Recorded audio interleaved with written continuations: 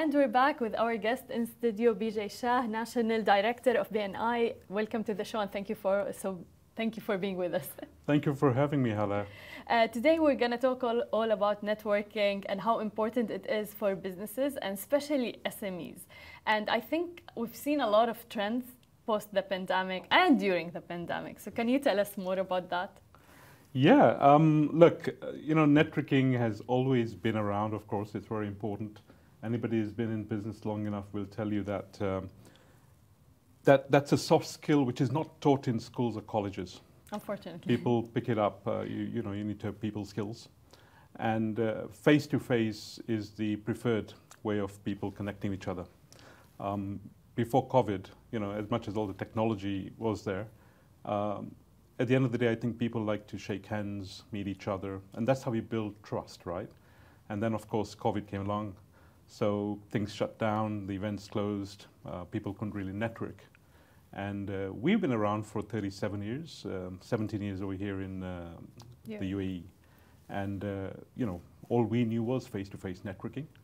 But when COVID came along, we had to move very fast, and we were able to do so. So we moved all our meetings online. And because we have a structure and because people know exactly why we're there, I think we were able to continue doing that. And it provided our members, who are all business people, with an opportunity to continue connecting. And it's all about, for us, it's all about referrals, so building relationships. And what's happened as a result is now that, look at us, no masks required. Exactly, finally. But, it's given people convenience, another channel to sort of, if you already have a connection, then you don't really need to be meeting face-to-face continuously. You can continue deepening that relationship online. So people are embracing that. Not everybody. So, we have different generations. Some people are more tech-savvy. So when it comes to business networking, I think the opportunities are even more now, because not only can you connect with people locally, but also cross-border, without having to get on a plane and get there, right? So it's very cost-efficient. It is. So cost-efficient, time-efficient, of course. That's not to say that everything can be done fully online, I think. If you look at a platform like LinkedIn, for example, which has been around for a time, from a professional network, you still need to connect with those people, speak to them, and if you can meet them, that's great. So you need to balance it. But what we are finding is more and more people are embracing online. And I think we're getting, we measure everything, so we see the results. And we're actually seeing a lot more networking taking place, people participating, and generally more business for everybody. But on the tech side, we've seen a lot of startups and a lot of events even happen virtually during the pandemic, and even still now, like we have the option of having the event online. So can you tell us more about the differences between the tech or the virtual, let's say, kind of networking and the face-to-face? Yes. Well, you see, technology, you have things like webinars, you have conferences. And there, what's happening is you're really just sitting and watching. You're not necessarily fully engaged or participating. If you are, then you'll have a chat bar function, so you may be able to interact with people. Some of these virtual events tend to have sort of features where you can do one-to-ones. Yeah, quickly. Like round tables. Exactly. Yeah. But not everybody is fully comfortable. Then you got to make sure that your video setting is ideal. Depending on where you are, not everybody's comfortable switching on their video. So you have those sort of challenges. But if you understand all of that, if you're prepared, then it can be done. But the thing is, both parties, I could go in there fully prepared. I would have everything set up. But then I don't know what the person on the other side is going to be equally fully prepared. 100%. If somebody is going to be using their mobile device, then that's going to be different. Some people find it easier, or they think, now that I have this online, I could do multitasking, so I could be driving, which, of course is a safety aspect, but connection. So I think if anybody is looking to do anything virtually and they want results, you got to ask yourself, okay, if I were doing this in person, how would I be doing this? And you just need to replicate it. So it starts from making sure that, you know, you're dressed up appropriately. Virtually, you don't have to be fully dressed as long as whatever is showing on the screen is good. That's fine. Yeah. But that itself, you know, I know people got so comfortable during COVID that you know, they would turn up in a T-shirt. Yeah. Sometimes they would be lying in sitting on their bed. Yeah. And you wouldn't do that, right? Yeah, So we've seen I that, think yes. that, yeah, exactly. We've all seen that sort of stuff. And I think if people understand that, look, it needs to be professional, so dressing is one. And then, yeah, do switch on your video. Don't use a mobile device or tablet, so make sure that, you know, you are focused. Then I think you can get results out of it. Interesting. Speaking about switching on the video, by the way, like we've been on so many meetings during COVID and post and even before, and there are a lot of people who don't switch on their camera. What do you think of that in terms of connection and networking with a client and your customer and everything? So I have had the opportunity to attend many of these different events.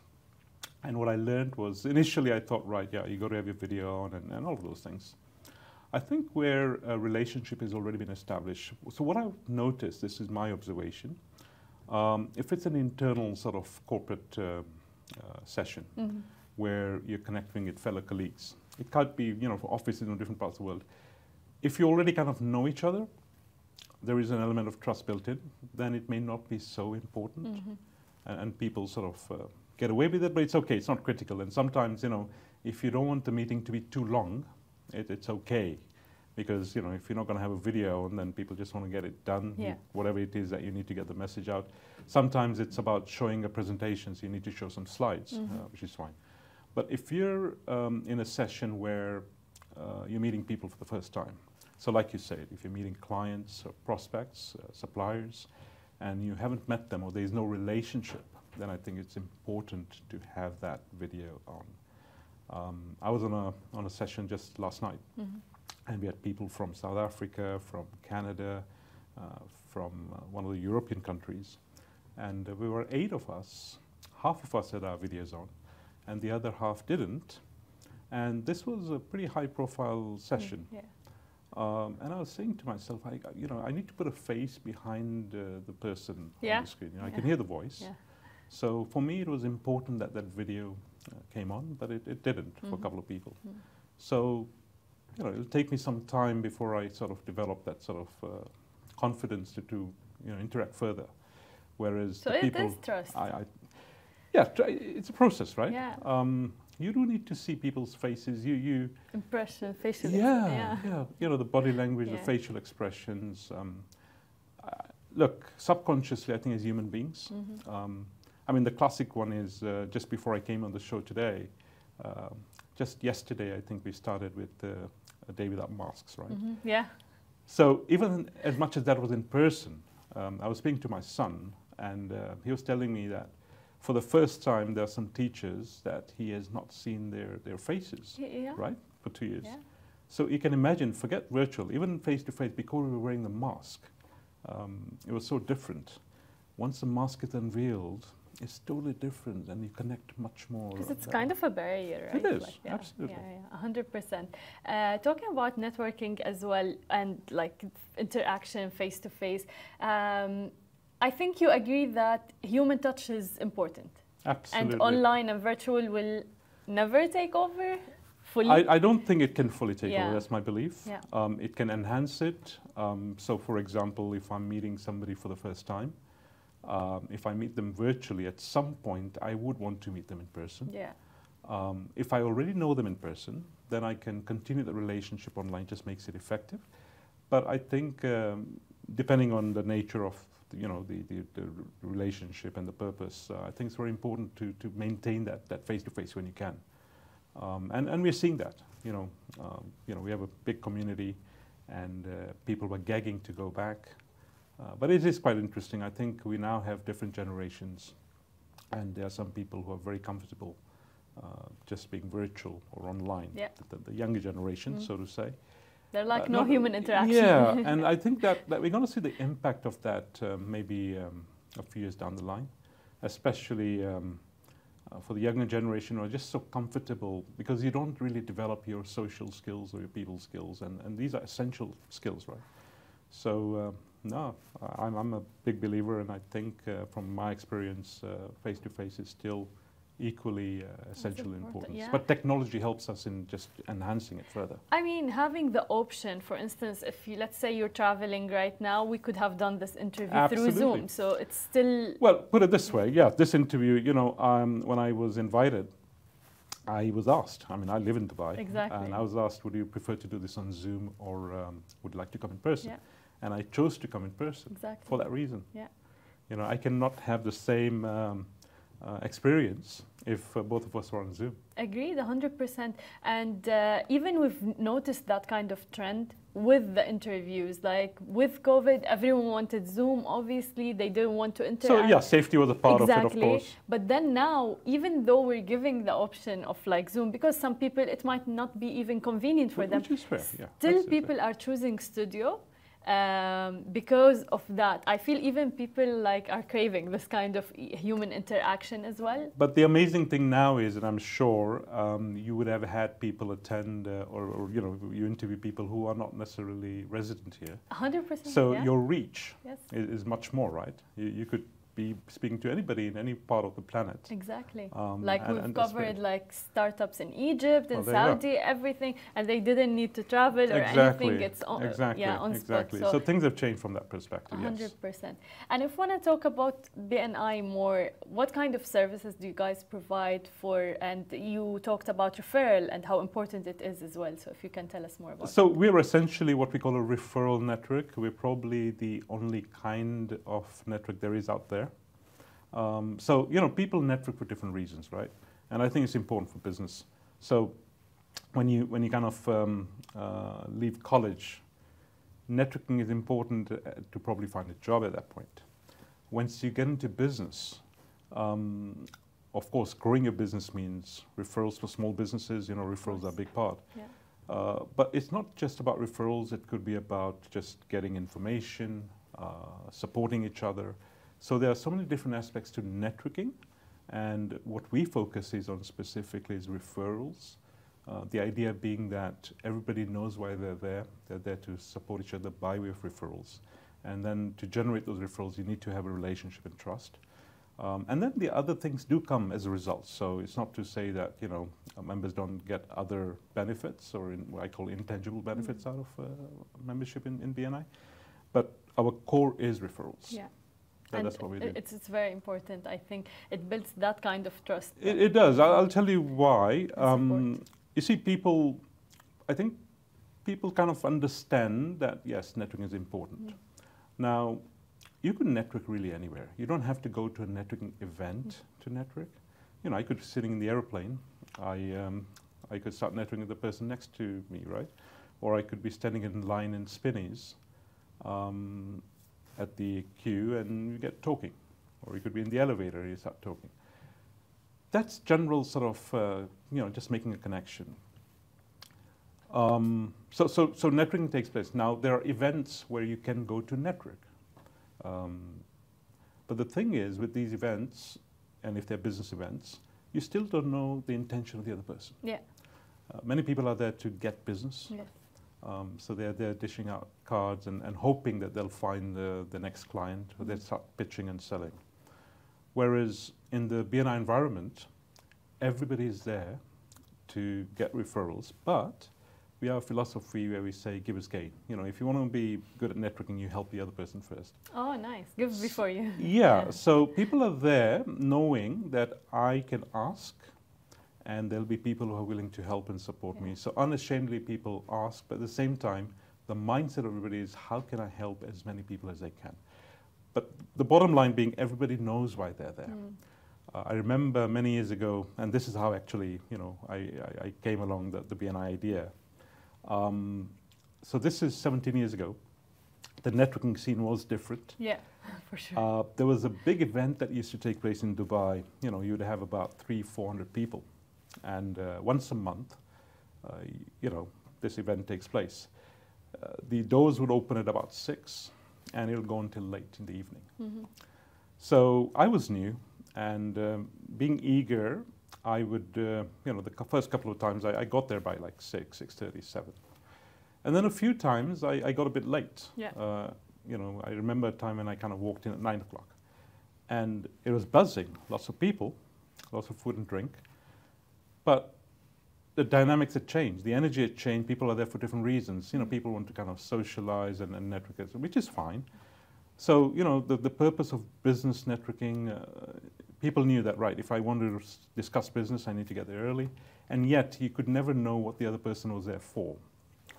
Whereas, in BNI, you know exactly, we're all here to help each other. So, yeah, that's how we got it started. But that's amazing. I want to, before we end it, I really want to ask, what are the key skills that a person should have to master networking in any place? That's a good question. I would say, this is simple, right? I think firstly it starts with mindset. Mindset about helping others. So having that mindset, now what are the skills required?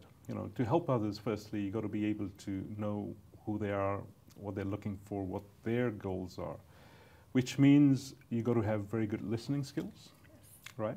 I would say that's the number one skill. If you can be a good listener, and then to couple that, you need to be asking the right questions.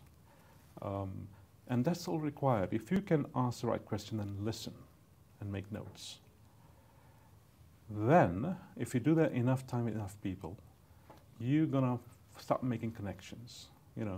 I was in Lisbon last week for a networking convention. I walked out of the aeroplane and there was somebody else attending the same convention. So I kind of knew that he was there for the same reason, and we got talking. It literally was 5 minutes, working towards immigration. I asked him, so what is it you do? And he told me, and we introduced ourselves. I said, fantastic. The next day, we were at the reception at this convention, and I met another gentleman from Canada. I asked him, so what is it you do? And he told me what he does. And I connected the dots. It just so happened that this gentleman I'd met the day before could be somebody who can help the other person. Wow. So what I did, because they were both there, and there were about 200 people at this, I just connected the two of them. I said, listen, I met you yesterday, you say you do this, I told you that, and they were both like, wow. And that's all I did, right? Later, about 2 days later, we were there for a week, they both came up to me and they said, this has been fantastic, thank you so much. So if you do enough of that, now what's happened? What do I benefit out of that? Nothing immediately, but in both of their eyes, and my credibility. minds, you're going to be stuck and in. I've made a social deposit, right? So if I need something, I could call either one of them.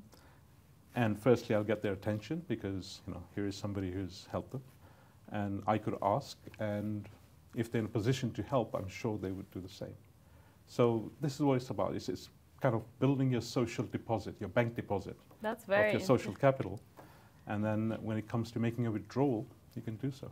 That's very interesting. What about people who are shy to, as you said, in random places, let's say elevator and things like that, to start a conversation? Yeah, that becomes a bit tricky. Yeah. So I always recommend that if you're going to be attending events like this, don't go alone. Go with somebody, right? So to go to an event with somebody, it's more comfortable. Then agree between yourselves that, listen, we'll kind of part ways. Nice. We'll spend about half an hour meeting different people. And then we'll agree at a certain time to kind of meet at a certain corner and just see what happens. That's probably a good way to start. But then going back to, what we do, not trying to pitch, but our organization was started or founded by an introvert. Our founder, Dr. Ivan Meisner, is an introvert. He's a situational extrovert, so, obviously not. But the reason being, he also, and I myself, I'm not very comfortable in front of a crowd of people. So I'll make sure that I know somebody. So in case I'm finding it a bit uneasy, I'll always kind of lean towards that. But because there's structure, so when you come along to a BNI event, there's a lot of structure around. Okay. And it just makes it easy for everybody to do things, so you don't really have to try and break through or work the room. Because there's an agenda, there's a structure, and automatically comes and you down. just flow with it. Yeah. Now, having said that, you still need to practice your presentation. So that comes with practice. You know, it's a soft skill. There's lots of training available around that, or you could sort of, you know, pick up material to learn that skill. That's amazing. But yeah. Thank you so much, Bijay, for the insightful interview. Not at all. Thank you so much, Hala. It's been a pleasure. Thank you.